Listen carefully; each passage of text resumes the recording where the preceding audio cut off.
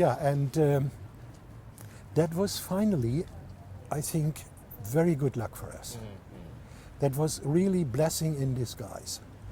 Because where we came out, originally we wanted to dig another 5 to 10 meters further to meet the area of a backyard house under the basement, then to dig through the basement floor into the house. Yep. But we ended up in this provisional toilet. We could not go any further. And as I said, it was really blessing in disguise. Nobody would have thought about that. And these wooden shack was used by the people who were living there.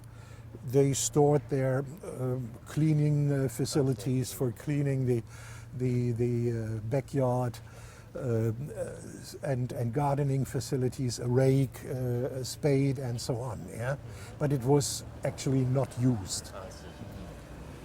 Yeah, so we ended up there, and that was in the first days of October 1964, after half a year, more or less half year. And all of my friends, all of my comrades who were digging in this tunnel, these 20, 25 colleagues of mine, they had all their own private motives why they were doing this. The same like me, I wanted to get out my cousin.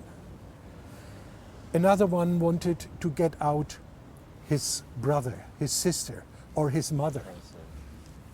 This picture, for example, this is the mother of one of my fellow diggers, my friends, who escaped through that tunnel. Yeah, this is Mrs. Holbein. I see. Yeah, So everyone had a Had- plan to had take someone out a of the firm country. intention. Yes, Yeah, a motive. Yeah. Why? Yeah, and yeah, even some did it only because they wanted to. Even if they had nobody, they wanted to get through. They were so angry about the system. We had even other colleagues there digging in the tunnel see. who had fled only shortly before. For example, the son of this lady, he escaped from East Germany during a night by swimming through a big lake. He was swimming, he prepared himself a self-made diver's dress, yeah, see. and he was swimming for more than an hour and a half I see. in November 1963. That means the water was already very cold, and it was dark, there was no full moon, so he had to, and he succeeded. I see. Yeah. So you eventually were able to establish an escape tunnel. Right. And then, when everything was ready, Wolfgang Fuchs, the head of our group, together with us, we have established a list. Right. We could get the people only during evening and night, because it must be dark. Yeah. Yeah? We had established a list, okay, all, what do I know, 10 or 15 minutes, one has to come. And we sent messengers over to East Berlin on the 3rd of October during daytime, approaching the candidates, shall I say it this way? Yeah, the Potential escapees. potential refugees, yes, you're right. To say, okay, this evening, exactly on, let's say, 9:20 p.m., Okay. you walk this street here, this is Strelitzer Straße, that's the name of this street. You walk towards the wall. There was a wall. Yep. You walk there on the right side of the street until you arrive at house number so and so. Okay. Then you cross the street diagonally and go further to house number 55. That was the house where we have arrived at this toilet. Then you knock at the door and say the code word. At that time it was Tokyo. Tokyo. Tokyo by the reason in 1964 there were the Olympic Games. I see. Yeah, Okay. and we had to consider the refugees, the potential refugees. They of course were very nervous, and we could not give them a complicated code word they would forget. But Tokyo, everybody had on Yeah, his mind. Yeah. So, knock on the door, and one of us opened the door from inside. After 8 o'clock, the houses were closed.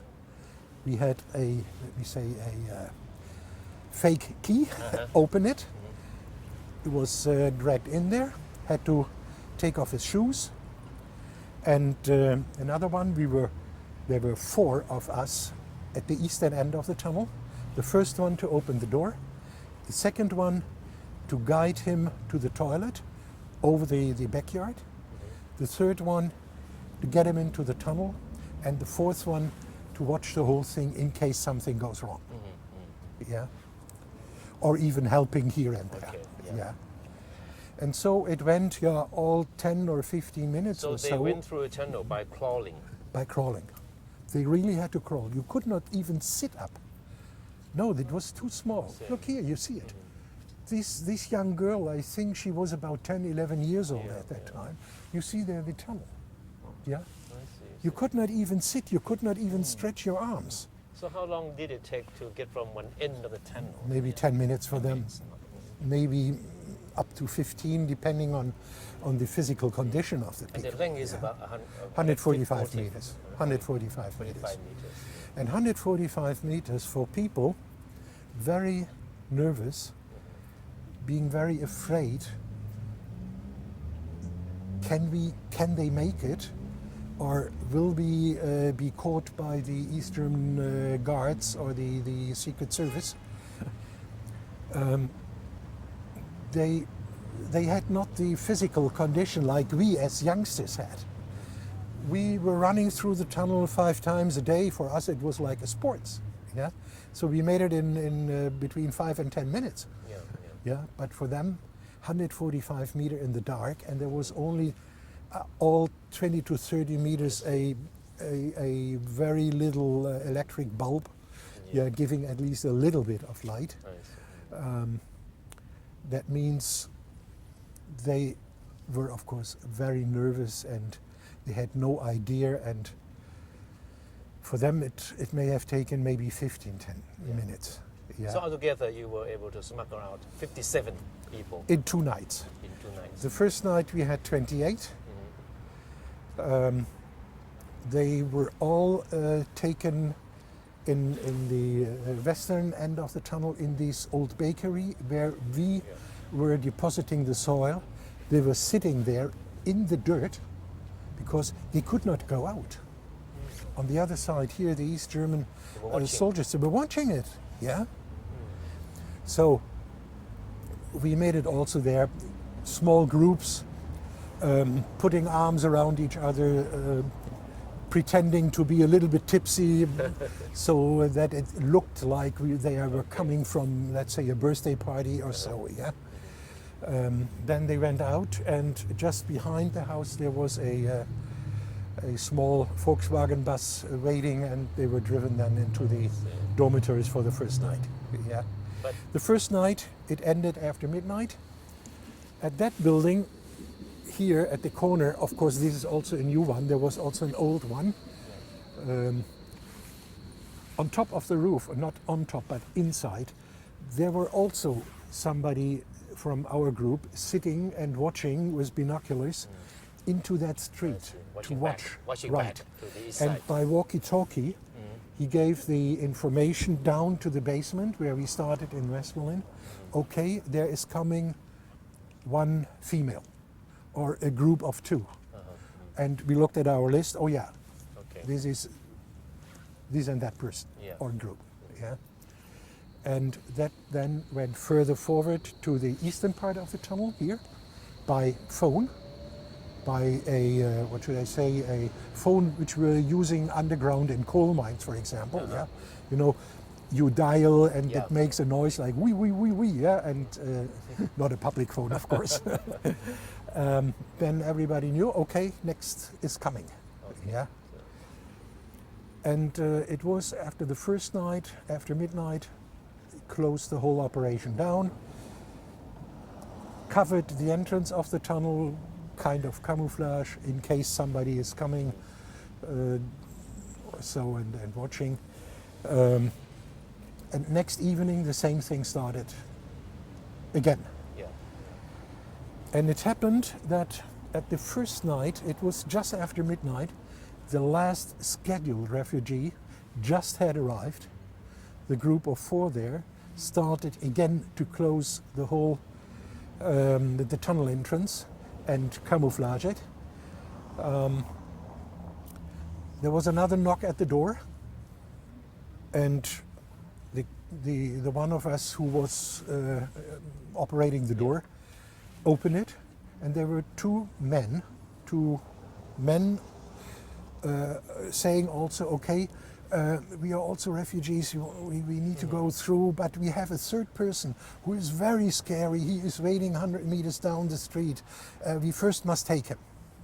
Wait 5 minutes. Because after midnight, after 4 or 5 hours of that work there, also we, or here the people, the 4 of us who were doing the operation at the eastern part of it, they also were a little bit nervous, and so they talked to each other and said, there were 2 people coming, we had no idea.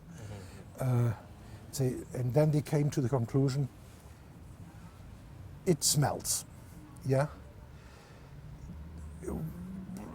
Let's get out of here, yeah? Maybe there is something. There is nobody on the list, but, yeah? But at that time, the 2 came back, knocked at the door was open, and at the same time, there was coming a truck with soldiers. They jumped out of the truck and immediately went into that house, into that hallway from the house with the Kalashnikov, the machine gun, and hands up, you're arrested.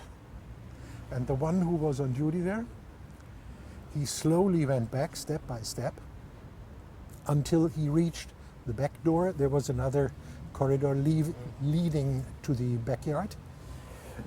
And once he was out in the courtyard, in the backyard, it was very, very dark. He then escaped.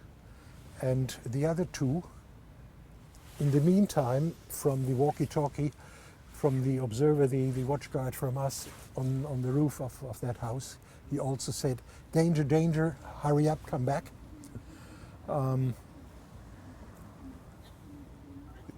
All 4 of them ran to the toilet house to jump into the tunnel entrance. But when the soldiers came out, they immediately started to shoot. And one of the 4, the 4 were all armed with hand weapons, pistols. One shot back. And he also noticed that he has hit someone, a soldier. But he hit him here in the shoulder. Yeah. The soldier fell down, and the other soldiers, there were, I do not know, a handful, maybe 5 or what, they also came through the doorway and started shooting all over the backyard because they had no idea where and how and what and so on. Yeah, they had no idea whether there was a tunnel or something else. They did not know, no. But here in this area, it could only be a tunnel. They guessed that, but they immediately started to shoot in the backyard. And by this, it came out many years later. The first soldier who was hit by us with a bullet in the shoulder, in the upper arm, he was accidentally shot by his own comrades to death with machine gun fire. You could see that. Yeah.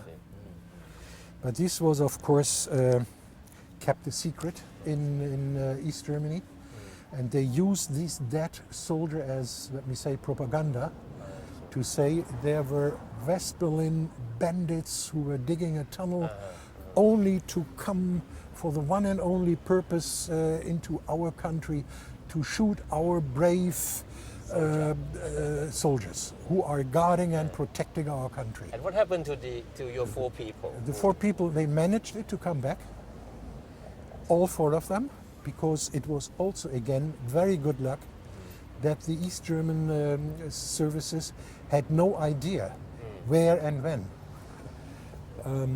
The tunnel finally was betrayed. We had a traitor amongst the potential refugees, a young man who just finished studies, and when he was approached by our messenger, he was on the list and saying, "Okay, this evening you go." Yeah, he said, "Oh no, I cannot. I must postpone it to the next day because in my home I have my doctor thesis, which is almost ready, and this is two years of work," and he used a lot of those excuses. So finally he was put on the list for the next day. But we did not know that he was a traitor. He informed the Secret Service, the Stasi, that there is something here in this area, but he did not know exactly where and how and so on. But the Stasi, they were smart guys. They thought, okay, here in this area, it can only be a tunnel because the soil is suitable for that. Earlier, before our tunnel in October '64, there were other tunnels being driven.